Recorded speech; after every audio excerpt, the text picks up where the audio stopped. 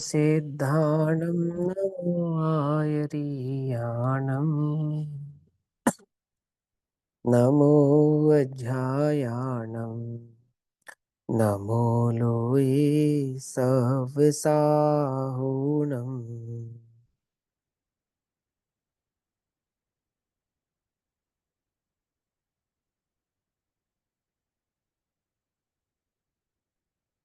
मंगलम भगवान वीरो मंगलम गौतमो गणी मंगलम कुंद कुंदार्द्यो जैन धर्मोस्तु मंगलम। सर्वमंगल्य मांगल्यम सर्वकल्याणिकारकम् प्रधानां सर्वधर्माणां जैनं जयतु शासनम्।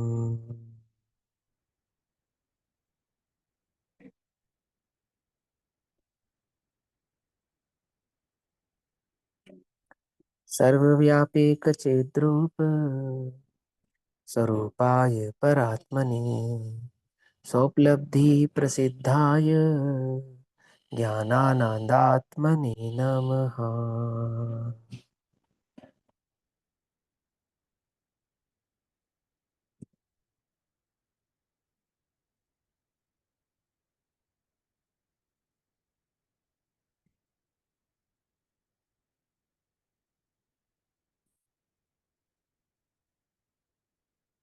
हमारा दोपहर कालीन स्वाध्याय का विषय चल रहा है श्री प्रचन सारजी परमागम।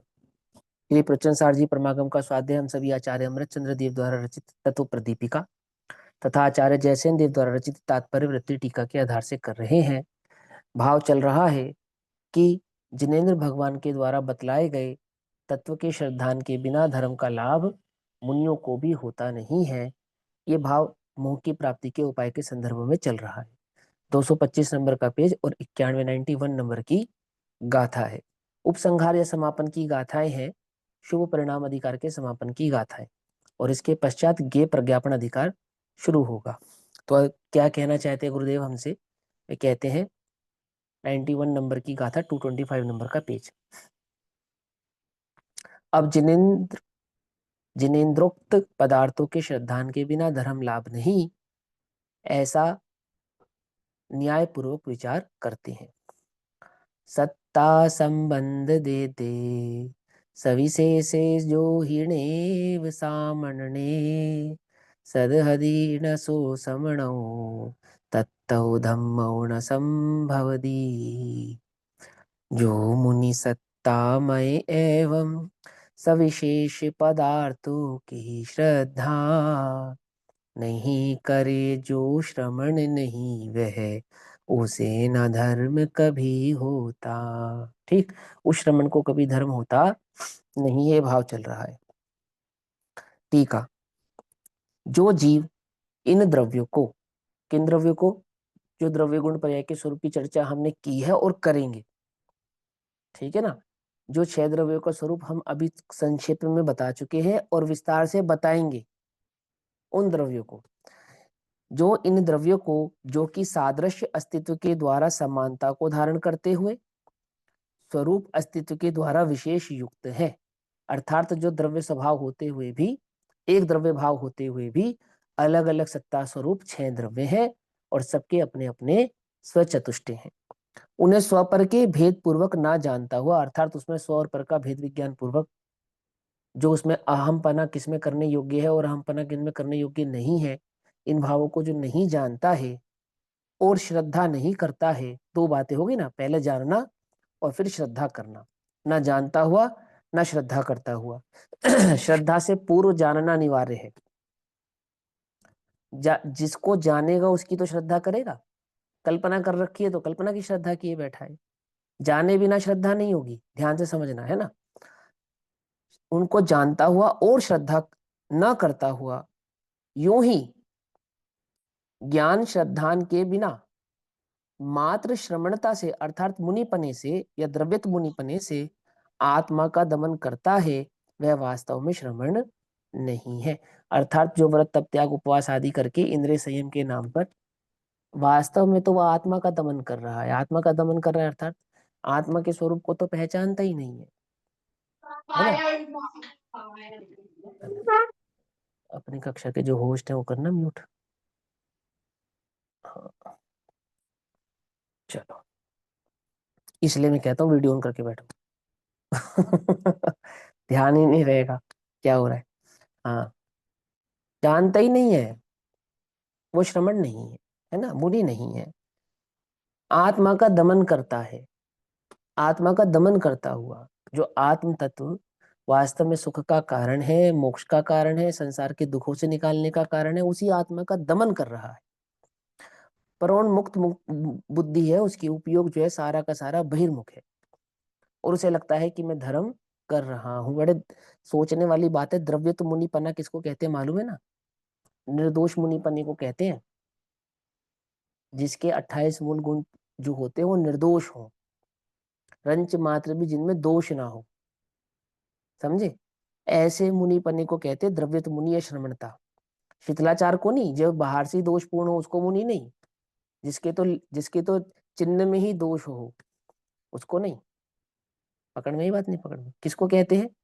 वो जो जो प्योर है, शुद्ध है, निर्दोष है, ऐसा वह मुनिपना यदि द्रव्य गुण पर्याय के स्वरूप को नहीं जानता है, स्वपर का भेद विज्ञान करना नहीं जानता, आत्मानुभूति से प्राप्त नहीं हुआ है, न द्रव्य गुण पर्याय के स्वरूप को न जानता हुआ, न श्रद्धा करता हुआ, न स्वपर के भेद को जानता हुआ, न श्रद्धा करता हुआ। आप कल्पना कर देखो, बहुत मार्मिक बात है, बहुत सोचने वाली बात है। ये आज से 2500 वर्ष पूर्व आचार्य कुंद कुंद देव तो कह ही रहे हैं, 2000 वर्ष पूर्व आचार्य अमरचंद्र देव भी कह रहे हैं, आचार्य जयसेन देव भी कह रहे हैं, और वर्तमान में भी यही बात है।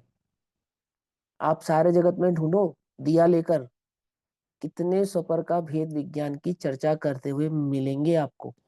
कितने जीव मिलेंगे? कितनी सभाओं में, कितने प्रवचनों में, कितनी कथाओं में आपको ये द्रव्य गुण पर्याय का स्वरूप समझने समझाने वाले मिलेंगे, इनकी चर्चा करने वाले मिलेंगे, इन पे विचार करने वाले मिलेंगे। श्रद्धा की तो बात अलग करो, ना जानता हुआ ना श्रद्धा करता हुआ, जानने वाले कितने मिलेंगे ये बताओ आप। तुम खुद विचार कर देखना, हजारों लाखों सभाओं में, लाखों मंदिर है जैन मंदिर, कितने मंदिरों में स्वाध्याय पाठशालाओं में, कितनी पाठशालाओं में स्वाध्याय में आपको स्वपर का भेद विज्ञान या द्रव्य गुण पर्याय का स्वरूप समझने और समझाने वाले मिलेंगे, चर्चा करने वाले मिलेंगे, कितने मिलेंगे? तुम दिया लेके ढूंढो तो शायद मिले। समझे नहीं समझे? ये तो गुरुदेव का प्रताप है, ये है गुरुदेव की महिमा। ये आप समझ रहे हो? आप सबको लगता है ना गुरुदेव गुरुदेव करते हैं, ये गुरुदेव की महिमा है कि हमें ये समझ में आया कि भेद विज्ञान धर्म है, वो तत्व का निरूपण, उसका श्रद्धान वो धर्म है, वो द्रव्य गुण पर्याय के स्वरूप को समझना वो धर्म है। चर्चा करने से धर्म हो जाएगा? भेद विज्ञान करने से धर्म हो जाएगा? बस बस मैं आत्मा हूं धर्म हो जाएगा? मैं स्व हूं पर नहीं हूं। तो वो कह रहे हैं कि तुम कितना ही मुनिपना धारण करो, हम नहीं कह रहे, ये तो हम नहीं कह रहे। ये तो आचार्य स्वयं कह रहे हैं, जो स्वयं मुनि है, स्वयं छठे सातवें गुण स्थान वाले, निर्दोष आत्मा का अनुभव करने वाले, निर्दोष मुनि व्रत का पालन करने वाले, वे स्वयं जो मुनि हैं, जो साधु हैं, वे ऐसा कह रहे हैं कि कोरा साधुपना करने से कुछ नहीं होता है। स्वपर का भेद विज्ञान, जो स्वपर का भेद विज्ञान है, जो ना उसको जानता है ना उसका श्रद्धान करता है, जो ना द्रव्य गुण पर्याय के स्वरूप को जानता है और जो ना उसका श्रद्धान करता है, क्या है? वह वास्तव में श्रमण नहीं है। सारा जगत उसे श्रमण कहे, वह वास्तव में श्रमण नहीं है। उसे स्वयं को लगता हो मैं श्रमण हूं, वह वास्तव में श्रमण नहीं है। समझे? और जो द्रव्य गुण पर्याय के स्वरूप को जानता है और श्रद्धान करता है वो तो श्रमण है ना। तो पता है क्या कहेंगे? वो श्रमण नहीं, वो तो धर्म है, धर्म। ऐसा कहेंगे, वो तो साक्षात धर्म है। धर्म कोई किताबों में, मंदिरों में और कहीं नहीं है। वो जो श्रमण है ना, जिसके चित्त में वो द्रव्य गुण पर्याय का स्वरूप विराजमान है, और वो जो भेद विज्ञान का श्रद्धा करता है ना, वो श्रमण ही धर्म है। धर्मात्मा, क्या कहा? समझे या नहीं समझ में? तुम धर्मात्मा हो या नहीं हो? वो श्रमण ही धर्म है। आह, वो गजब। देखो ये पहले ये समझो, जैसे, इसीलिए जैसे तो ये हमने कल उदाहरण समझा था, मैं इधर उदाहरण को उसको पढ़ देता हूं। जैसे रेती और स्वर्ण कणों का अंतर ज्ञात नहीं है। माने मिट्टी, रेती या बारीक मिट्टी और उसमें जो मिले हुए स्वर्ण कण हैं, उन दोनों के बीच का अंतर जिसे ज्ञात नहीं है, उसे धूल के धोने से उसमें से स्वर्ण लाभ नहीं होता। समझे? उस स्वर्ण धोआ को, धूल धोआ को, देखो ये तीसरे नंबर की लाइन है संस्कृत में ऊपर, है ना। यस, यत स्ततौ परिच्छिन्ने रेणु कनक। रेणु किसको कहते हैं? कण को कहते हैं रेणु, है ना, रेत को। रेणु कनक कणिका विशेषाद धूली धावका। देखा, धूली धावका अर्थात तो धूल धोने वाला। समझे? धूली धावका यानी धूल धोने वाला, धूल कल धोवा। देखी थी वीडियो, वो आपने भेजी थी ना। हाँ, कल मैंने भेजी थी ना वो समझाने के लिए, वो धूल धोवा किसे कहते हैं। वो धूल धोआ है। आप सोचो, इस श्रवण को कह रहे हैं वो धूल धोआ है, धूल धोने वाला है, कुछ नहीं प्राप्त होने वाला। जिसे यही नहीं पता कि मिट्टी और स्वर्ण के बीच का भेद क्या है, उसको धूल धोने से कोई लाभ होने वाला नहीं है, ऐसा कह रहे हैं। धोने से उसको स्वर्ण लाभ नहीं होता, इसलिए उसमें से, अर्थात किसमें से? श्रवणाभास में से, वो जो मुनिपना प्राप्त किया है ना, उसमें से, है ना। निरुपराग अर्थात निर्विकार आत्म तत्व की उपलब्धि अर्थात प्राप्ति लक्षण वाले धर्म लाभ का ये उद्भव नहीं। रेती और ये अपने रेती और स्वर्ण कर्ण एक जैसे होते हैं, इस वजह से नहीं ज्ञात होता। नहीं, एक रेती जैसे नहीं। और एक जैसे थोड़ी होंगे, एक जैसे होंगे तो क्या मतलब है, नहीं एक तो जैसे उसमें होंगे तो भाग, कैसे होंगे? मतलब वो भिन्न भिन्न होते हैं। स्वर्ण के हाँ, स्वर्ण के कण भिन्न होते हैं, मिट्टी के कण भिन्न होते हैं, उनके लक्षण भी अलग होते हैं, स्वरूप भी अलग होता है उनका। लेकिन उसको पता ही नहीं है ना कि स्वर्ण कण कहते किसको है तो है। भाई तुम्हारे को जगत में स्वर्ण का टुकड़ा पड़ा हुआ जब जगत में मिल भी जाए कहीं, तुम्हें पता ही नहीं, उसके लक्षण ही नहीं ज्ञात है, तुम क्या समझोगे? तुम उसको पीतल भी समझ सकते हो, तुम उसको साधारण पत्थर भी समझ सकते हो, कुछ भी समझ सकते हो, कह रहे ज्ञात ही नहीं है, उसका लक्षण ही नहीं मालूम ना, किसे कहते हैं स्वर्ण, किसे कहते हैं उसे पता ही नहीं है। समझे? तो वो धूल धो भी रहा है, सबको देख, जैसे सब धूल धो रहे हैं, सबको स्वर्ण की प्राप्ति हो रही है, उनको देखा देखी वो भी धूल धोने लगा कि शायद मुझे भी कुछ प्राप्त हो जाएगा। पर उसको पता होना चाहिए कि वो धूल क्यों धो रहे हैं। वास्तव में वो धूल थोड़ी धो रहे हैं, वो तो स्वर्ण धो रहे हैं, धूल में लिपटा हुआ स्वर्ण धो रहे हैं, समझे? और वो क्या समझ रहा है कि ये धूल धो रहे हैं। तो वो धूल धोआ जैसा है, धूल धोता रहेगा, मिट्टी धोता रहेगा, प्राप्त कुछ नहीं होने वाला उसको, है ना, ऐसा। आदिनाथ भगवान के साथ 4,000 राजा, जैसे हाँ, आदिनाथ भगवान के साथ हाँ, 4,000, 4,000। हाँ, हाँ, हाँ, हाँ, है ना, आदिनाथ भगवान के साथ 4,000 राजाओं ने दीक्षा ले ली। तो क्या वो उनकी स्थिति धूल धोआ जैसी हो गई? लेकिन लेकिन जो आदिनाथ भगवान के साथ 4,000 राजा है ना, वो निर्दोष राजा नहीं है। समझे नहीं समझे? उनको द्रव्यत मुनि बना भी नहीं है। समझे? वो वे तो बिल्कुल ही, माने उनको मुनि धर्म का अंतरंग स्वरूप तो ज्ञात ही नहीं है, बहिरंग स्वरूप का भी ज्ञान नहीं है। समझे नहीं समझे? आपको मैं बताता हूँ, देखो। जो तीर्थंकर होते हैं ना, इनके पास पीछी का मंडल नहीं होता। समझे? और वो 4,000 राजा कैसे रहे होंगे? बिना पीछी का मंडल के ही तो रहे होंगे।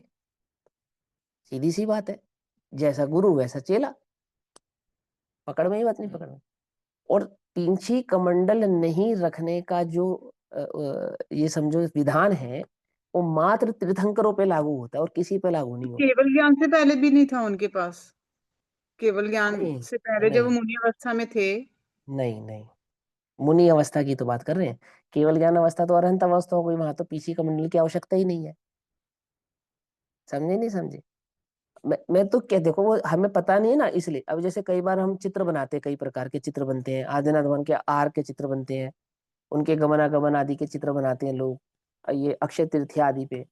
तो बहुत सारे उसमें त्रुटियां हैं, जैसे पीछी कमंडल उनके हाथ में, तो तीर्थंकरों के हाथ में पीछी कमंडल नहीं होता। और आहार का ऐसे ऐसे दृश्य बनाते हैं, वो मुंह पे जैसे ओक लगा के पानी पीते हैं, ऐसा बना देते हैं, एक चुटिया बना देते हैं, कोई कोई है ऐसा। ऐसे वो स्वरूप ही नहीं है, विकृत स्वरूप है वो, तो स्वरूप बिगाड़ने वाली बात है। पर जाने कौन स्वाध्याय करे तो पता चले। वो चारण रिद्धिधारी होते हैं ना तीर्थंकर, आचारण रिद्धिधारी होते हैं, और उनको भी रिद्धियां तो होती हैं। उनको निहार भी नहीं होता, इसलिए उनको पीछे कमंडल की भी जरूरत नहीं पड़ती। हाँ, निहार तो उनको राज्यावस्था में भी नहीं होता। हाँ, निहार होता ही नहीं है, तो हाँ, उनको निहार पीछे तो कमंडल की जरूरत नहीं कमंडल की पड़ती। जरूरत नहीं पड़ती है। और चार जमीन से 4 हाथ अंगुल ऊपर चलने के कारण वो पीछे आदि की आवश्यकता उनको नहीं पड़ती। और वो तीर्थंकर पदवी का ऐसा अतिशय ही है ना। जैसे अन्य कोई मुनिराज, साधारण मुनिराज चारण रिद्धिधारी हो गए, हो सकते हैं, तीर्थंकर नहीं है, चारण रिद्धिधारी तो हो सकते हैं ना, लेकिन पीछी कमंडल वो भी रखेंगे। तीर्थंकरों के पास पीछी कमंडल नहीं है तो उसका कारण ये नहीं है कि वो चारण रिद्धिधारी हैं या उनको निहार नहीं होता।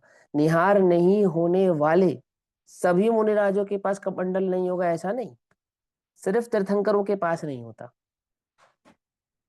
सिर्फ किसके पास नहीं होता? तीर्थंकरों के पास नहीं होता। पीछे किसके पास नहीं होती? तीर्थंकरों के पास नहीं होती, अन्य साधुओं के पास होती है। ये विधान किसने बतलाया? स्वयं तीर्थंकर ने अपनी दिव्य ध्वनि में बतलाया। हम पीछी कमंडल नहीं रखेंगे पर तुम रखोगे। क्या समझे? समझे नहीं समझे? तो जिन मुनि राजू को निहार नहीं होता, फिर वो कमंडल हम्म, रख के क्या करेंगे? संयम का उपकरण है, उपकरण है, चिन्ह है, वो बाह्य चिन्ह है, समझे, वो विधान है, ठीक है ना। तो निहार नहीं होता तो क्या हुआ? शौच की अन्य क्रियाएं भी होती है। कैद हो सकते हैं।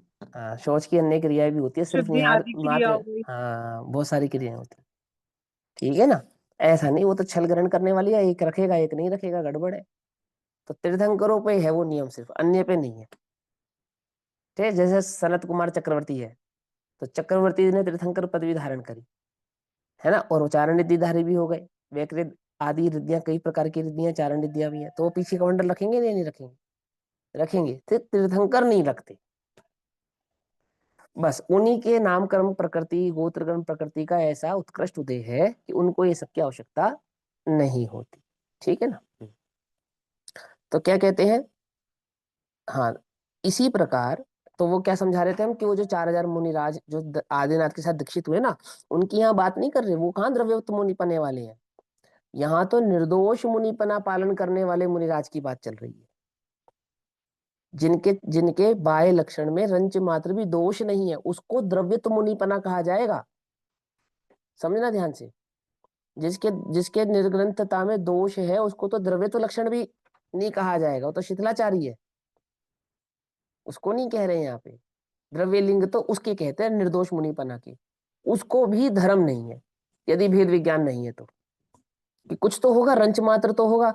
हम तो न्यायपूर्वक विचार करके बतला रहे हैं कि भैया उसने इतना किया, निर्दोष जीवन पालन किया, तो उसका कुछ तो लाभ होगा, कि वो लाभ करणानुयोग वाले निकाल कर तुमको बतला देंगे क्या? लेकिन हम जो बतला रहे हैं मोक्ष मार्ग में, वहां रंच मात्र भी लाभ नहीं है, ऐसा कह रहे हैं।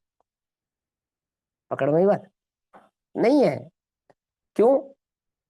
उससे, उसमें से, अर्थात उस द्रव्य मुनिपना में से निरुपराग अर्थात जो निर्विकार रूप आत्म तत्व की उपलब्धि है, उस लक्षण वाले धर्म लाभ का उद्भव नहीं होता।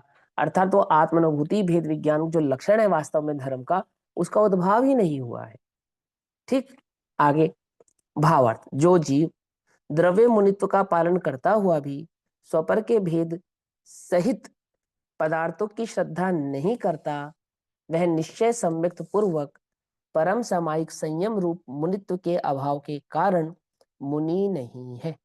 और देखो, ये लिखने वाले सोनगढ़ के पंडित नहीं है, ये ये मूल आचार्य की गाथा और मूल आचार्य की टीका है। इस विश्व में कहीं से भी समय सार, प्रवचन सार, नियम सार आदि ग्रंथ छपेंगे, उनकी मूल टीकाओं का हिंदी रूपांतरण छपेगा, तो यही अर्थ छपेगा। समझे नहीं समझे? यही कहना पड़ेगा, और चाहे तुम्हें स्वीकार्य हो ना हो। अब समस्या यह है कि हम ग्रंथ तो छाप देंगे और सभा में उसका विमोचन भी कर देंगे, पर ना टीका पढ़ेंगे, ना भावार्थ समझाएंगे, ना उस पर कथा करेंगे, ना उस पर प्रवचन करेंगे। समझे नहीं समझे?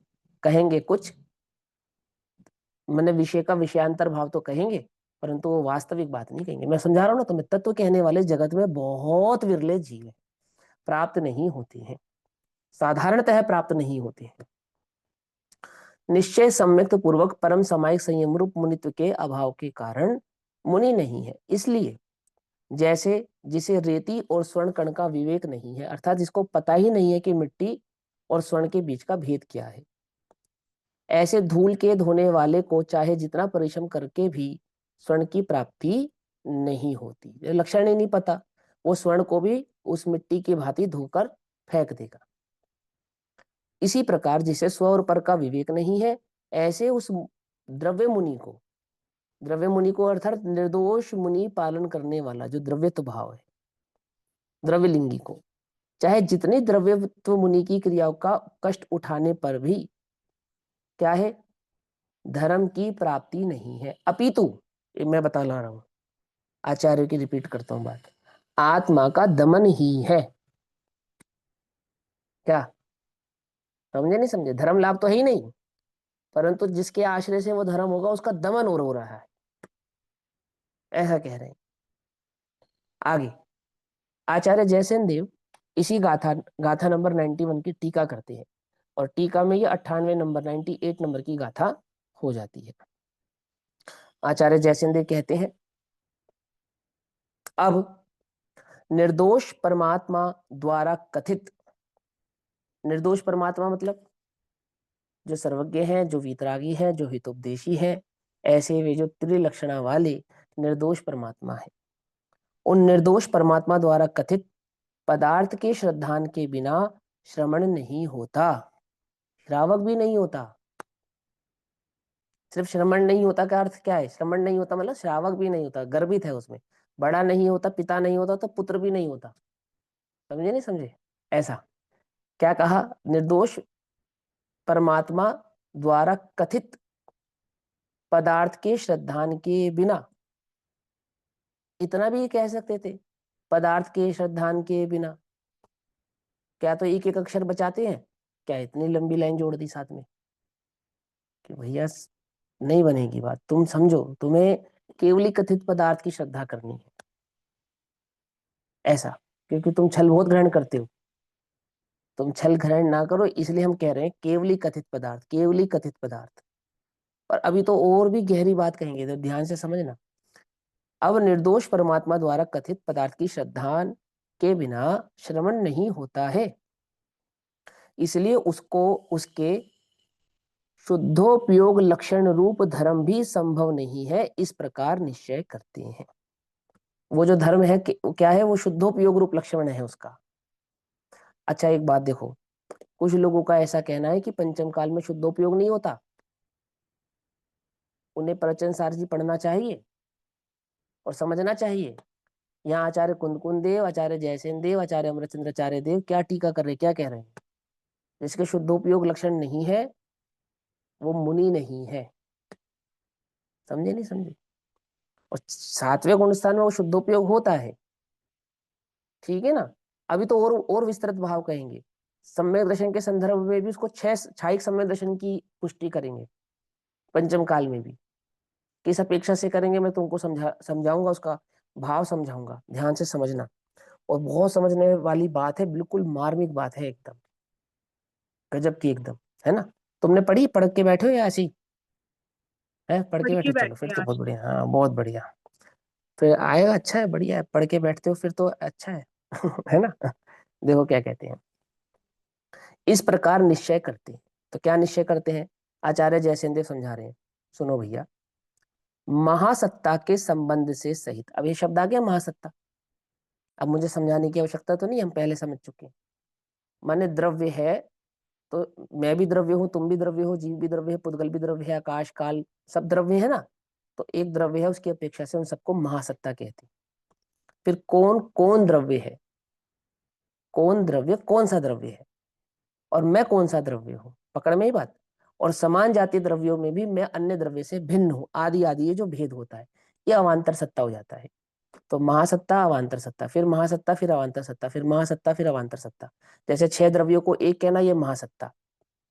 फिर 6 द्रव्यों को एक में से 6 को भिन्न भिन्न कहना, ये अवांतर सत्ता।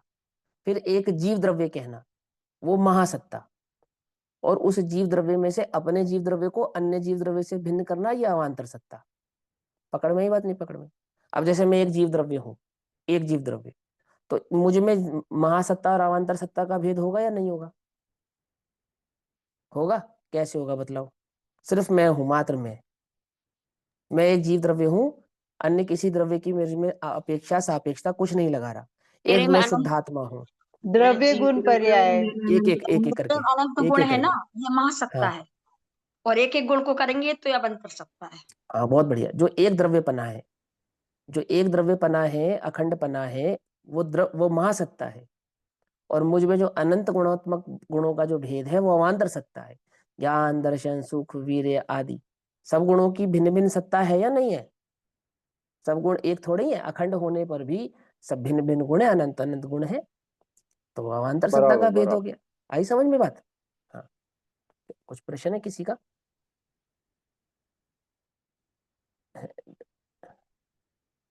ये म्यूट कर दो। ये जो अभी आपने, हाँ हाँ भैया हाँ जी, हाँ हाँ जी हाँ जी।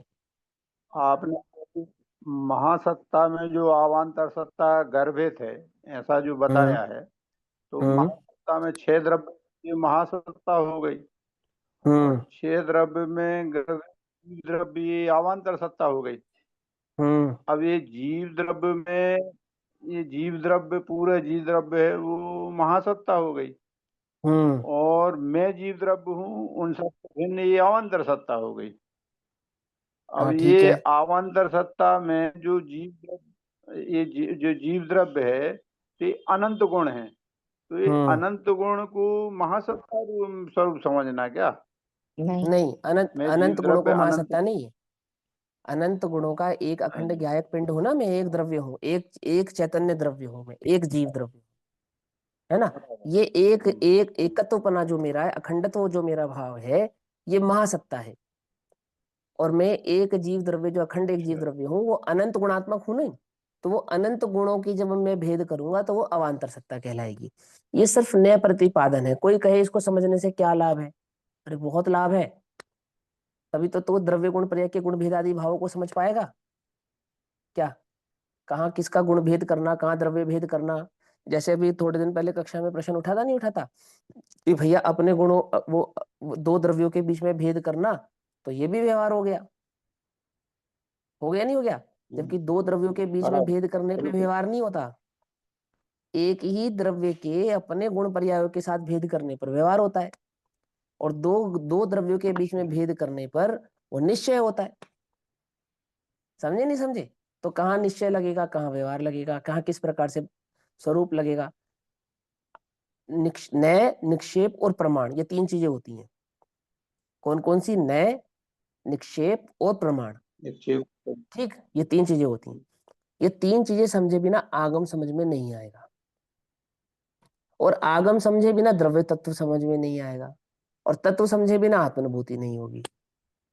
मतलब आप अब हमसे ये भी चाहते हो कि हम नए निक्षेप ने और किस नाम है, ये भी समझे, नए निक्षेप और प्रमाण भी समझे, नहीं, ये चाहते हो हमसे? तो सुनो तो, एक सेकंड सुनो। मैं नहीं चाहता हूँ, ये आचार्य चाहते हैं आपसे। वो जो स्वयं धर्म है ना, वो आपसे ऐसा कहेंगे। समझे?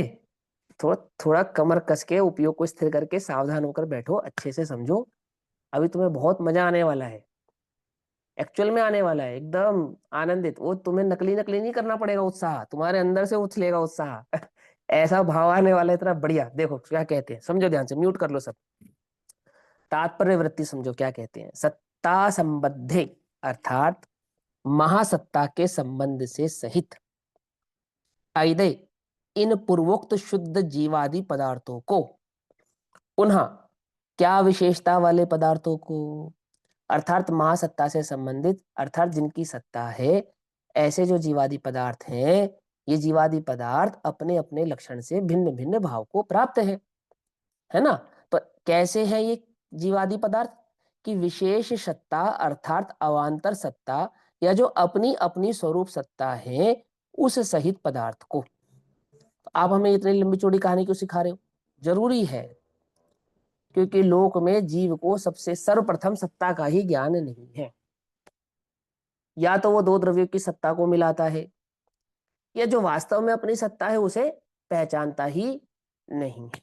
इसलिए हम तुझे सत्ता, महासत्ता और अवान्तर सत्ता का ज्ञान कराते हैं। सत्ता माने सत, और सत किसका लक्षण है? सत द्रव्य का लक्षण है, द्रव्य लक्षण। समझे? सत द्रव्य का लक्षण है, और लक्षण के बिना लक्ष्य समझ में नहीं आएगा, प्राप्त नहीं होगा। इसलिए सत समझ, क्या समझे? सत समझेगा तो द्रव्य समझेगा। और वो सत कैसा है? कि वो महा और अवान्तर के भेद वाला है। समझे या नहीं समझे भाई? वो सत महा और अवान्तर के भेद वाला है, द्रव्य गुण पर्याय के भेद वाला है। पकड़ में आती है? नहीं बात पकड़ में आती? ऐसा है। ये सत्ता, महासत्ता, अवान्तर सत्ता का ज्ञान ना हो तो जीव अपने मन जैन धर्म और अन्य धर्मों में भेद कर नहीं सकता। मैंने साधारण और सरल भाषा में कहें तो, कि जो अन्य मीमांसक आदि, न्यायिक, वैशेषिक आदि जो मत हैं और जो जैन मत हैं, इनके बीच का भेद समझ ही नहीं पाएगा कभी, यदि ये सत्ता, महासत्ता, अवान्तर सत्ता आदि का इसको ज्ञान ना हो। क्योंकि इसको पढ़ने में बिल्कुल सेम साउंड लगेगा, वहां पर एकदम एक जैसा ही लगेगा। सब एक ब्रह्म है, ब्रह्म के ही अंश है, अंत में ब्रह्म में ही विलीन हो जाते हैं। क्या है ये? कि समस्त जीव पदार्थ एक ब्रह्म है, ये महासत्ता की अपेक्षा से सही है। परंतु सभी ब्रह्म आत्माओं की अपनी अपनी निजी सत्ता है, या अवान्तर सत्ता है। इस अवान्तर सत्ता को ही नहीं पहचानते हैं। समझे नहीं? जीव द्रव्य को तो पहचानते हैं, परंतु प्रत्येक जीव द्रव्य भिन्न भिन्न सत्ता वाला है, ये नहीं पहचानते हैं।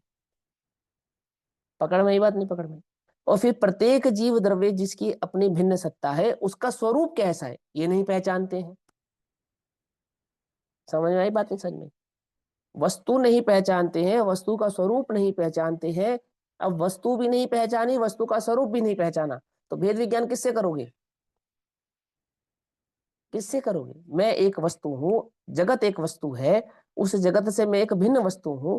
मेरा स्वरूप कैसा है, पर का स्वरूप कैसा है, ज्ञात हुए बिना, मिट्टी और स्वर्ण के कण को ज्ञात किए बिना, मिट्टी को धोने मात्र से तो स्वर्ण कणों की प्राप्ति होने वाली नहीं है। समझ में? ये बात नहीं समझ? सत्ता स्वरूप है, उस सहित पदार्थ को, अपनी सत्ता सहित पदार्थ को, कैसा है? महासत्ता, अवान्तर सत्ता स्वरूप सहित पदार्थ को, जो कर्ता, कर्ता माने उसको जानने वाला या जानने का प्रयास करने वाला, या जिसको वह जानना चाहिए, वो कर्ता। हम जानने का प्रयास करेंगे तो हम कर्ता, हम जानेंगे तो हम कर्ता, हम नहीं जानेंगे तो अकर्ता। क्यों? तो हम मिथ्यात्व के कर्ता, सीधी सी बात है। सच्ची स्वरूप को जानने का प्रयास नहीं करेंगे तो सही ज्ञान के कर्ता नहीं होने पर मिथ्या ज्ञान के कर्ता हो जाएंगे, सिंपल। तो जो कर्ता अर्थात द्रव्य श्रामण्य, द्रव्य लिंग में स्थित होने पर भी श्रद्धा नहीं करता है। उसने द्रव्य लिंग तो स्थित हुआ, द्रव्य लिंग तो प्राप्त किया, इतना किया तो शाबाश, परंतु इतना होने पर भी ऐसा। पकड़ में? ये बात नहीं पकड़ में? द्रव्य लिंग हुआ ना, इतना किया तो शाबाश, परंतु उन्हें इतना किया, इतना होने पर भी कुछ नहीं किया, यदि भेद विज्ञान नहीं किया तो। समझे या नहीं समझे? इतना होने पर भी श्रद्धा नहीं करता है। स्पष्ट रूप से निज शुद्धात्मा को रुचि रूप, एक एक शब्द को बहुत ध्यान से सुनो, क्या प्यारी भाषा में लिखा है। स्पष्ट रूप से, स्पष्ट माने, स्पष्ट माने अनुभूत स्वरूप प्राप्त करके। सिर्फ किताबों से जान लिया उतना भर नहीं, उपदेश से सीख लिया उतना भर नहीं। जिसने उस भेद विज्ञान को प्राप्त किया है और अनुभव से आत्म तत्व को पर से भिन्न विभक्त किया है, स्पष्ट, स्पष्ट रूप से निज शुद्धात्मा को, अपने चैतन्य आत्मा को रुचि रूप, रुचि रूप, रुचि, रुचि जो छूटती नहीं है, रुचि उसका नाम है। रुचि कभी छूटती नहीं है, धारा प्रवाह, धारा प्रवाह बहती है। रुचि रूप निश्चय सम्यक दर्शन पूर्वक, निश्चय सम्यक दर्शन अर्थात आत्म अनुभव पूर्वक, आत्म उपलब्धि पूर्वक, शुद्धोपयोग पूर्वक, निश्चय सम्यक दर्शन पूर्वक, परम सामायिक सम्यक संयम लक्षण रूप। मुनि धर्म का लक्षण क्या है? परम सामायिक। परम सामायिक संयम अर्थात तीन कषाय चौकड़ी का अभाव, जिसका बाह्य लक्षण द्रव्य मुनि लिंग है। पकड़ना ध्यान से। अंतरंग लक्षण तो तीन कषाय चौकड़ी का अभाव है, आत्मिक लक्षण आत्मा की अनुभूति है, और बाह्य लक्षण द्रव्य मुनि लिंग है। भावलिंग तो अंतरंग है, निर्वस्त्र दिगंबर काया से भी प्रकट हो रहा अंतर्मन। अंतर्मन, वो जो द्रव्य लिंग है वो तो भावलिंग की सूचना देने वाला है, लेकिन मात्र द्रव्य लिंग हो जाने से भावलिंग नहीं होता है। भावलिंग कैसा है?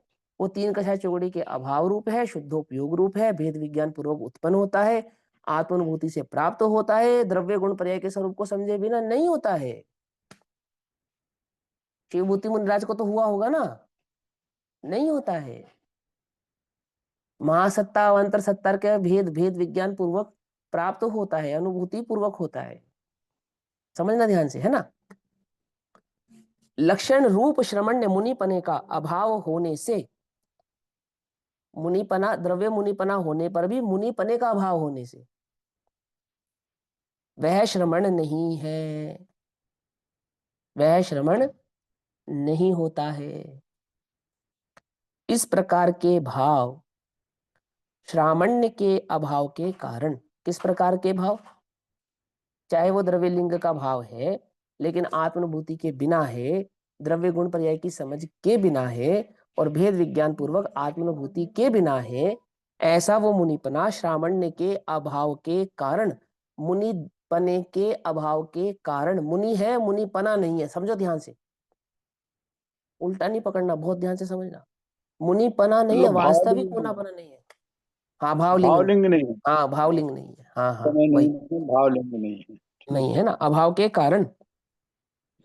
तत्तव धम्मो ना संभवदी, तत्तव अर्थात उसके, धम्मो अर्थात धर्म, ना माने नहीं, संभवदी संभव नहीं है।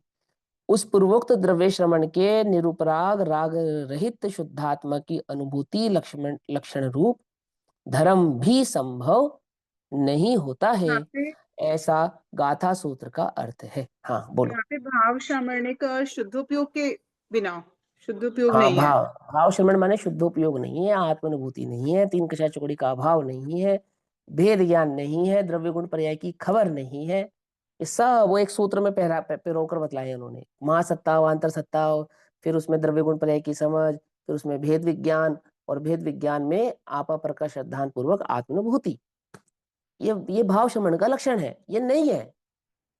और द्रव्य मुनिपना है, समझो ध्यान से, द्रव्य मुनिपना निर्दोष मुनिपना है उसको, वो वास्तव में श्रवण नहीं है, मुनि नहीं, ऐसा कह रहे हैं। ऐसे किसी को नहीं, नगन है मात्र और मुनिपने की खबर ही नहीं है, उसकी बात नहीं, उसकी बात नहीं।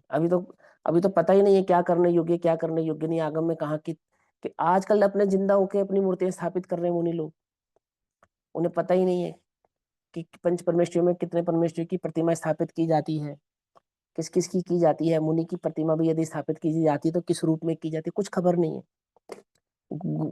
दादा तो और अच्छी बात कहते हैं, दादा कहते हैं समचतुर संस्थान होना चाहिए, नहीं होना चाहिए। अब वो पेट निकला हुआ है तो पेट निकली हुई प्रतिमा बना देते हैं। झुर्रियां पड़ रही है तो झुर्रियां पड़ी हुई प्रतिमा बना देते हैं, टेढ़ी गर्दन है तो टेढ़ी गर्दन की प्रतिमा बना देते हैं। उन्हें पता ही नहीं है कि वो जो पूज्यता का प्रतिमा का लक्षण है वो कैसा होता है, पता ही नहीं है। समझ में, ये बात नहीं समझ में। समचतुर संस्थान की बात क्यों की जाती है, क्या आवश्यकता है उसकी? हाँ, पर खबर नहीं है। और आचार्य कुंद कुंद देव की प्रतिमा नहीं बनी, बनती भी नहीं है।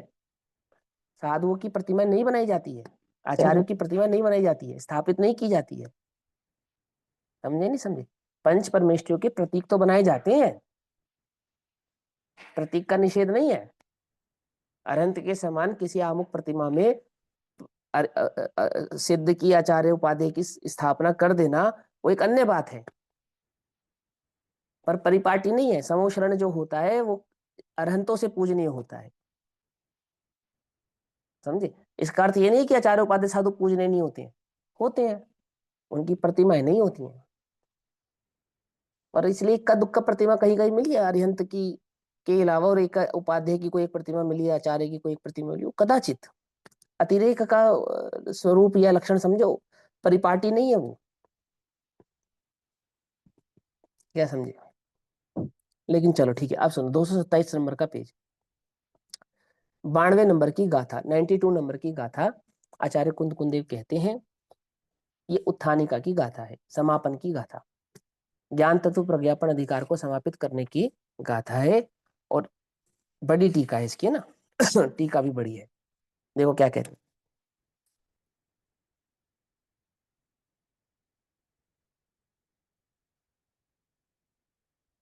जो निहित मोह दिट्ठी आगम कुशलो विराग चरियमही। एक एक अक्षर बहुत ध्यान से समझने वाला है, आपको अपने चित्त में बैठाना चाहिए, और जिसके चित्त में बैठता है उसे फिर महिमा जागृत होती है, आत्मा की भी स्वाध्याय की भी, हर चीज की। देखो क्या कहते हैं, जो भैया निहद, आपने ये समूह पीठिका वाला श्लोक नहीं पढ़ा। दीदी कौन सा श्लोक नहीं पढ़ा मैंने? समूह पीठिका वाला, ये परिणमदि जेण दव्वम दीदी वो तपका टीका में आएगा, वो टीका में आएगा, क्या? वो टीका में आएगा, वो टीका लिखी है ना, वो टीका में आएगा, ठीक है ना। समूह पीठिका ये टीका में आएगा, टीका में ना 5 नंबर 6 नंबर मंदाक्रांता छंद, है ना। और ये अथ, हाँ ओ संयमी सममम जत्तो निवडम्पत्ति, इस प्रकार परिणम दी। हाँ ठीक है, वो इसमें आएगा, मैंने आपकी टीका में आएगा। पहले गाथा पढ़ते हैं, गाथा नंबर 92, 92 नंबर की गाथा। वो तो गाथा कहते 5वीं हैं, गाथा का उदाहरण देके बताया है ना, जो हाँ छठी स्टार्टिंग की गाथा का, मंगलाचरण की गाथा है ना, लास्ट वाली छठी 5वीं। छठी छठी छठी 5वीं जत्तो निब्बाण संपत्ति 5वीं है भैया। 5वीं का अंतिम लाइन होगी, फिर छठी का होना चाहिए हाँ मेरे हाँ ख्याल से हाँ, तो। 5वीं की अंतिम लाइन है। हाँ अंतिम लाइन है, हाँ चलो। देखो पहले गाथा पाठ पढ़ते हैं, मैं समझाता हूँ क्या लिखा है, एक एक शब्द ध्यान से समझेंगे हम। और बहुत अच्छी और सरस गाथा है। यहाँ पे जो ज्ञान तत्व प्रज्ञापन अधिकार है, प्रवचन सार जी का पहला अधिकार, इस अधिकार का समापन हो रहा है। और समापन में आचार्य अमृतचंद्र देव, आचार्य कुंद कुंद देव इसका कंक्लूजन बता रहे हैं आपको, टोटल कंक्लूजन, कि अभी तक हमने तुमसे क्या कहा, क्या समझाया तुमको, तुम्हें क्या समझ में आया। ऐसा तो नहीं आगे पाठ पीछे सपाट। ये तो आचार्य अमृतचंद्र देव तुमको याद कराएंगे कि देखो हमने वहां से तुमको ये सब सिखाना और बतलाना शुरू किया, और हम तुमको यहाँ तक लाए। जैसे याद है ना, हम पीछे पीछे दोहराते गए हैं कि हमने ज्ञान तत्व प्रज्ञापन के 4 अधिकारों में पहले अधिकार में शुद्धोपयोग का स्वरूप समझा, फिर दूसरे अधिकार में हमने सम्यक ज्ञान के आधार से केवल ज्ञान का स्वरूप समझा, फिर तीसरे अधिकार में हमने सुख का स्वरूप समझा, और चौथे अधिकार में शुभ परिणाम अधिकार के अंतर्गत शुभ पाप और पुण्य को एक जाति मानकर उनके त्याग की भावना के लिए मोह के अभाव का स्वरूप समझा। और फिर वो मोह के अभाव की विधि भी हमें यहाँ पर ज्ञात हुई, है ना। अब हमें अगर हमसे कोई पूछे कि प्रवचन सार जी का पहला अधिकार क्या कहता है, तो हम नहीं बता सकते। पूरी 92 गाथाएं रटी हुई हमको, भले एक भी गाथा याद ना हो। खाली 80 नंबर की गाथा ही थोड़ी है ज्ञान तत्व प्रज्ञापन। क्या समझे? 80 के पहले क्या कहा और 80 के बाद क्या कहा, वो भली प्रकार से हमें टिप्स पे है या नहीं है, है ना। तो वो सारे पॉइंट, टिप पॉइंट आपको यहाँ ये समझाएंगे कि क्या आपको समझ में आना चाहिए, क्या उसका कंक्लूटिव कंक्लूजन निकल कर आता है, कितनी बातें हमारे चित्त में रहनी चाहिए, तो वो हमें बात समझ में आएगी। अक्षरशः भले ही याद ना हो, और ऐसा नहीं कि तुम्हें पहले अधिकार में क्या पढ़ा पूरा गायब ही है, ऐसा तो नहीं है ना। और कोई कहे, जैसे कोई कहे प्रवचन सार में तो कुछ नहीं है, तो कुछ नहीं है, पूरा मोक्ष मार्ग की विधि है भैया। कैसी बात कही आपने, कुछ नहीं है। समय सार को समझने की वास्तविक विधि प्रवचन सार में उपस्थित है। क्या समझे? वास्तविक विधि इस प्रवचन सार में उपस्थित है। या ये प्रवचन सार ग्रंथ है जहाँ आचार्य देव वो आत्मा की अनुभूति कैसे प्रकट होती है, वो तुम्हें बिल्कुल अपनी तुम्हारी उंगली पकड़ के तुमको सिखाते हैं कि कैसे होती है, क्या है वो मार्ग, कैसे चला जाता है।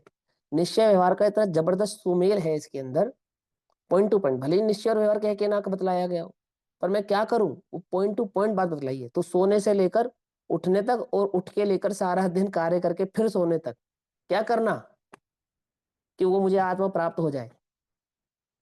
क्या करना? क्या करना? तो भेद ऐसे ज्ञान। ऐसे करना। भेद ज्ञान। वो भेद ज्ञान करना। भेद ज्ञान कैसे होता है?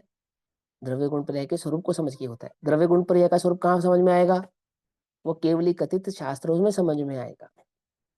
और केवली कथित शास्त्रों को पढ़ने का क्या उपाय है, क्या मार्ग है, कैसे समझा जाता है, उनके क्या लक्षण है, ये समझाएंगे। देखो क्या कहते हैं। जोनिहद मोह दिट्ठी आगम कुसुलो विराग चर्यमही अभ्युदिठौ अभ्युदितो महपधम्मो ति विशेष दो समणो मोह दृष्टि हत।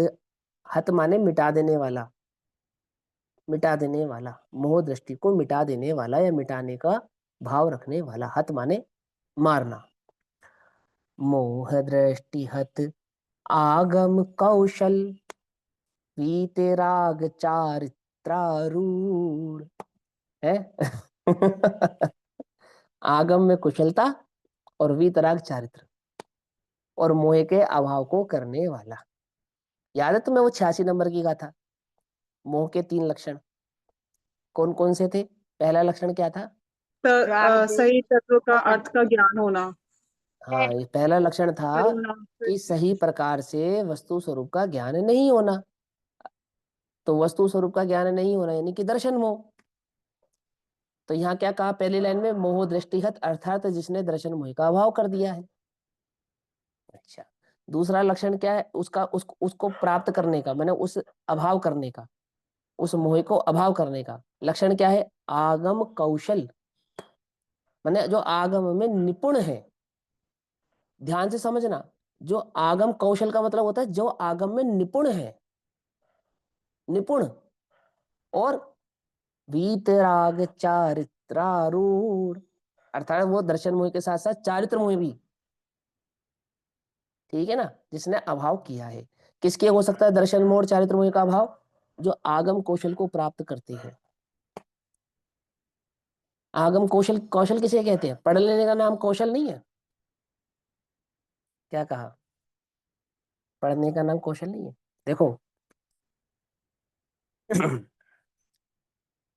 दादा ने अपनी प्रवचन सभा में किस्सा सुनाया था, उस किस्सा में तुमको रिपीट करके बतलाता हूँ। पंडित कैलाश चंद जी शास्त्री हुए हैं, अपने मुमुक्षु वाले नहीं, वो जिन्होंने वो पीएचडी वगैरह की पुस्तकें लिखी हैं काफी, मेरे ख्याल से बहुत सुंदर नाम है उसका, पुस्तक का मैंने पढ़ी भी है।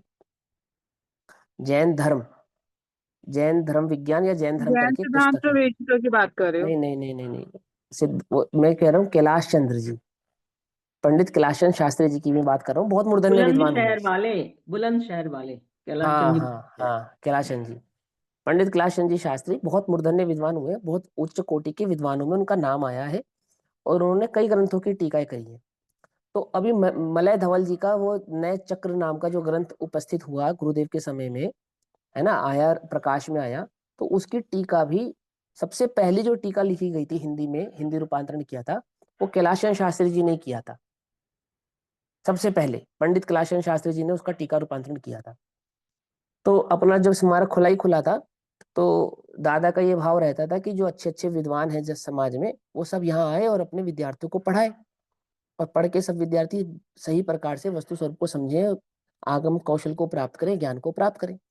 तो सबने गुरुदेव से सलाह करके और सबने आपस में सलाह करके, बाबू भाई वगैरह ने सबने सलाह करके पंडित कैलाशचंद्र शास्त्री जी को निमंत्रण दिया कि आप 15 दिन तक आए और हमारे यहाँ पर हमारे विद्यार्थियों को पढ़ाएं। तो क्या पढ़ाएं कि आपने अभी वो मलय धवल जी की टीका करी है नए चक्र पे, तो वो वही टीका आप पढ़ाएं, है ना। इस भाव से उनको स्मारक में बुला लिया गया, आ गए।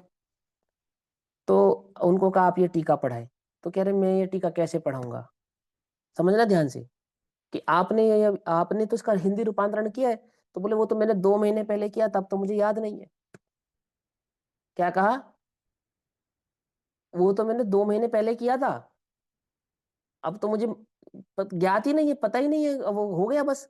वो सामने जैसे आ गया अक्षर आता गया, हम उसका हिंदी रूपांतरण लिखते गए, हो गई टीका बस। अब तो मुझे ज्ञात नहीं उसमें क्या विषय वस्तु थी, क्या समझाया गया, क्या नहीं समझा गया, नहीं पता। ये उनके शब्द हैं स्वयं, पंडित कैलाशचंद्र शास्त्री जी के अपने खुद के शब्द हैं ये। तो फिर बहुत ऊहापोह हुई, तो अंत में इस नतीजे पे पहुंचे कि चलिए आप गोमट सार पढ़ाइए। मैंने कहा हाँ मैं गोमट सार पढ़ाता हूँ। और 15 दिन गोमट सार की वाचना तय हो गया। तो सुबह 1 घंटा गोमट सार पंडित कैलाशचंद्र जी शास्त्री जी ने पढ़ाना था। गए वो सभा में, सब बैठ गए सुनने के लिए, पढ़ने के लिए, है ना। तो पंडित जी ने गोमट सार पढ़ाना शुरू किया। कैसे पढ़ाना शुरू किया मालूम? ऐसे हो गए, शास्त्र सामने खोला, यह आत्मा स्वयं धर्म हो यह वास्तव में मनोरथ है, उसमें विघ्न डालने वाली एक बहिर्मुख दृष्टि, बहिर्मुख मोह दृष्टि ही है, और वह मोह दृष्टि आगम कौशल, आगम से कुशलता से तथा आत्मज्ञान से नष्ट हो चुकी है। ऐसा करते 1 घंटे तक वो इस प्रकार से बस वाचना करते रहे। क्या समझना ध्यान से, 1 घंटे उन्होंने गर्दन भी नहीं उठाई नीचे रखी और वो वाचना होती थी। तो बोले भाई ये कैसे पढ़ा रहे, ये तो हमारे बच्चे खुद भी पढ़ लेंगे, ऐसा तो हमारे विद्यार्थी स्वयं भी पढ़ लेंगे। तो कहने लगे वाचना तो ऐसे ही होती है, और ये सच्ची बात है। सभी संघों में जब वाचनाएं होती हैं, संघों की बात कर रहा हूं मैं, वर्तमान में भी इसी प्रकार से होती है। संस्कृत की करे, चाहे प्राकृत की करे, चाहे हिंदी की करे, जिस भी ग्रंथ की वाचना होती है, ऐसे वो वाचना होती रहती है। जिन्हें सोना होता है वो सोते रहते हैं, जिन्हें टिकना होता है वो टिके रहते हैं, और वाचना करने वाले वाचना करते रहते हैं। 15 दिन में गोमट सार की वाचना पूरी की गई। 25 दिन में फलार ग्रंथ की वाचना पूरी की। दादा कहे यार ये तो और भी बहुत जबरदस्त किस्सा था उसका, लेकिन मुझे जो किस्सा प्रासंगिक नहीं, इसलिए समझाने की आवश्यकता नहीं है। तो फिर यह डिसाइड किया कि भैया देखो 15 दिन की बात है, जैसे वाचना हो रही है शांति से करते रहो, सुनते रहो, है ना। विद्वान पंडित है, इनकी अवहेलना हमें करनी नहीं, है ना। और फिर बाहर जाके अपने स्मारक की बदनामी हो, ऐसा हो, ऐसा हो, अच्छा नहीं लगेगा। तो अब 15 दिन की बात है, अब जैसी वाचना है तुम शांति से सभी सभा में बैठकर सुनो। क्या समझे? क्या ये आगम कौशल कहलाएगा या नहीं कहलाएगा ये? समझो ध्यान से। नहीं, बिल्कुल नहीं। हाँ, आगम कौशल किसे कहते हैं? इसे ग्रंथ खोलना ना पड़े और विषय वस्तु अंतरंग में ऐसे जलते दीपक की भांति अंतर में प्रकाशित हो, वो है आगम कौशल। मैं क्षेपशम ज्ञान की बात नहीं कर रहा हूँ, तुम्हें भले ही गाथा याद ना हो, कोई बात नहीं, तुम्हें भाव तो समझ में आना चाहिए। कोई पढ़ के तो तुम कम से कम उसका अर्थ कर सको, विचार तो कर सको स्वयं कि ये क्या कहना चाहते हैं, क्या भाव हो सकता है, क्या नहीं हो सकता है। कोई मिथ्या बात भी तुम्हारे समक्ष आती हो तो एकदम सहजता से तुम्हें ज्ञात हो जानी चाहिए। समझ में आती है बात, नहीं समझ में आती है? ऐसा मुझे अच्छे से ध्यान है। मैं मेरी शायद 19 वर्ष की उम्र रही होगी, 18 19 20 साल की उम्र रही होगी। मेरे को एक मेरा मित्र जैन स्थानक में ले गया कि चल चल चल चल चल। मैंने कहा चल भाई कोई बात नहीं, तो इतनी जिद कर रहा है तो चल। तो वो अपने उनके जो गुरुजी थे उनसे वो मिलने चला गया, और मैं पीछे साइड में बैठा रहा। तो उसके गुरु ने पूछा ये तो तेरे साथ कौन आया ये भाई? तो उसने बोला ये दिगंबर है ऐसे ऐसे, और मेरा मित्र है, मैं इसको अपने साथ ले आया। तो उन्होंने कहा चलो कोई नहीं। तो एक पुस्तक पढ़ रहे थे वो, उनके यहीं से छपी। तो वो पुस्तक उन्होंने मुझे दे दी कि तुम ये पढ़ो, और हम अभी आधे घंटे में तुम्हारे दोस्त से फ्री होकर भेजेंगे इसको, आधा घंटा बैठना पड़ेगा तुम्हें। हमने कहा ठीक है। हम बैठ गए, पढ़ने लगे ऐसे ही। किताब पढ़ने के बाद आधा घंटा के बाद वो आए, तो उन्होंने अपनी पुस्तक वापस हमसे ली, हमने दे दी। तो उन्होंने कहा पढ़ी? मैंने कहा हाँ जी। क्या समझ में आया? क्या पूछा उन्होंने? क्या समझ में आया? तो मैंने कहा नहीं अच्छी पुस्तक है, समझ में आया, लेकिन इसमें मुझे एक चीज समझ में नहीं आई, मुझे लगता है वो शायद गलत है, ऐसा मैंने कहा। तो कहने लगे गलत है कि छपी हुई किताब में एक लाइन गलत लगती है तुमको? क्या गलत लगता है? तो मैंने कहा इसमें लिखा है कि पाप के नाश से मोक्ष की प्राप्ति होती है, लाइन लिखी है इसके अंदर, और ये कई बार रिपीटेड लाइन है। कह रहे हाँ। तो मैंने कहा ये गलत है, इसमें लिखो पुण्य और पाप के नाश से मोक्ष की प्राप्ति होती, ये लाइन होनी चाहिए।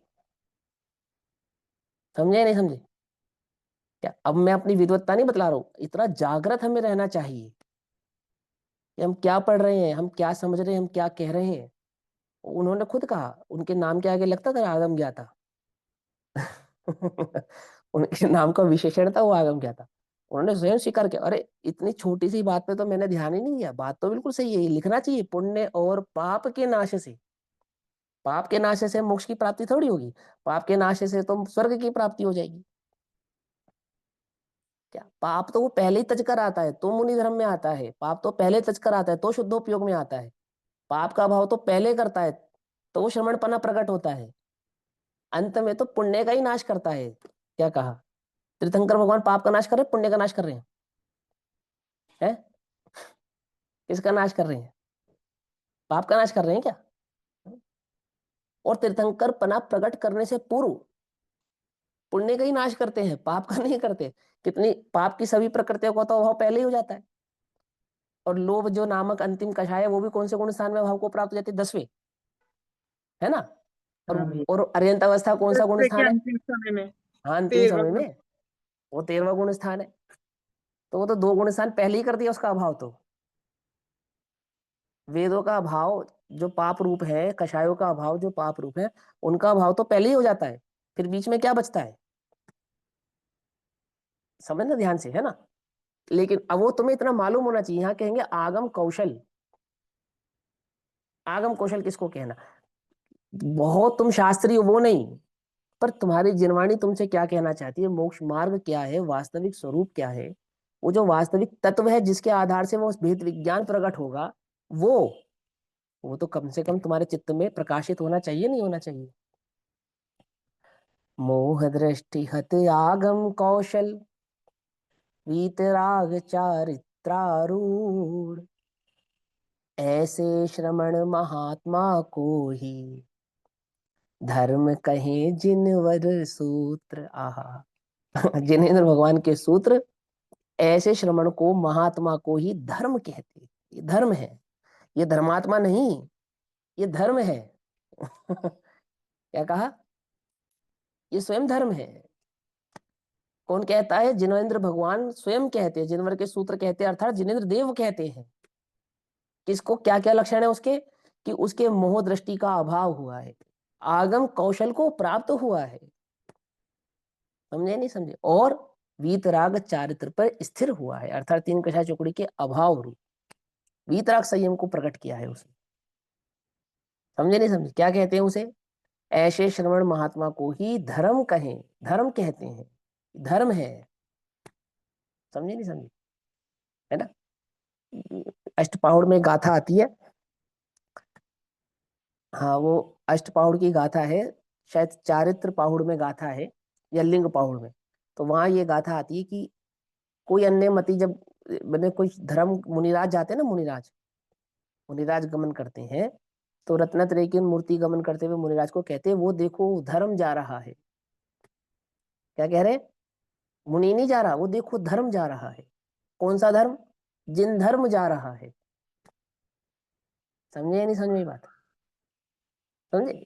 मुनि गमन कर रहे हैं तो कौन गमन कर रहा है? वो तो जिन धर्म ही गमन कर रहा है। ऐसा क्या लक्षण है उसके? मोह के अभाव, कौशल, आगम का कौशल और वीतराग चारित्र, ये 3 लक्षण उसके हैं।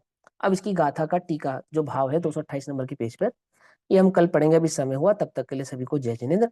ओम नमः भैया सिद्धि। एक क्वेश्चन है, जब हेलो हाँ बोलिए बोलिए, सुन रहा हूँ। जैसे केवली सबूतघात होता है तो फिर पुण्य कर्मों का ही वो होता होगा उस समय, क्योंकि पाप पाप का भी कर्म होता तो है, पाप का भी होता है।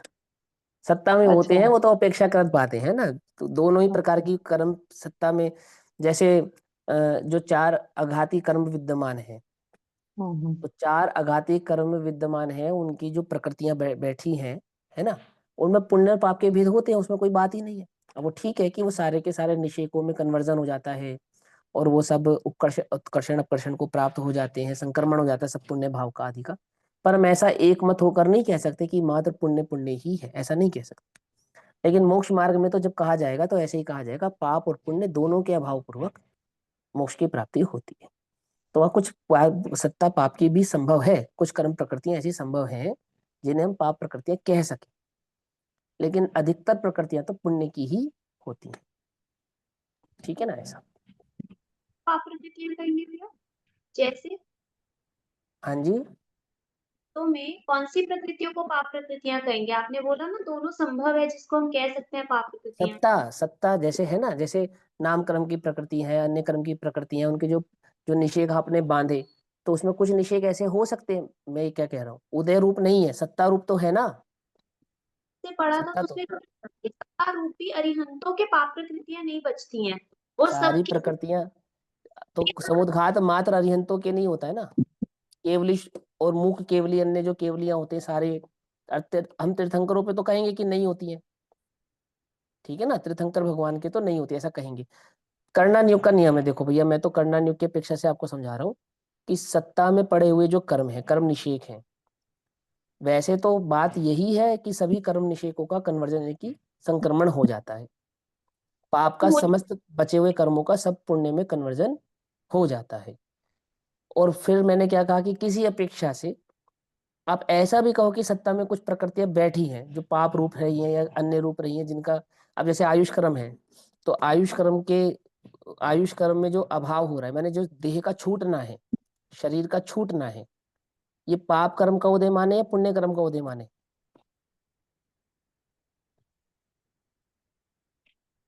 देह का छूटना तो पुण्य कर्म का उदय में ही आएगा, क्योंकि हमेशा के लिए देह का छूट गया, अगर हम उसको उस अपेक्षा से ले तो जन्म। अब आपने कह दिया ना उस अपेक्षा से ले, तो हम ये अपेक्षा भी तो कह सकते हैं ना, देह का छूटना लोक में पाप कर्म के उदय से भी माना जा सकता है, मृत्यु है, ऐसा भी तो कह सकते हैं।